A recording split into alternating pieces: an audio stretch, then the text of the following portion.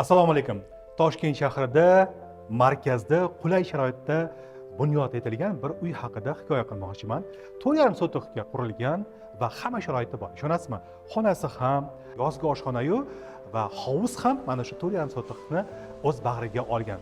Demak, meni yonimda quruvchi bor. Assalomu alaykum. Muborak bo'lsin. Yangi ish, yangi bilasizmi, bir uy kirganda kulib turibdi. Menimcha vaqt ketmasdan keling, sekin tanishtiramiz. Marhamat, boshlang. Demak, boshladik. Bu katta hol ekan. Bu yer esa oshxona. Kattagina oshxona. Bu yer mehmonxona.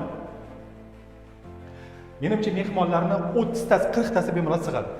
Oho, 8 metrga 5,5 metr yaxshigina yotoqxona. Demak, yotoqxona juda ham shinam. Menimcha kattalar yotoqxonasi bo'lsa kerak va bu yerda esa sanuzel joylashgan.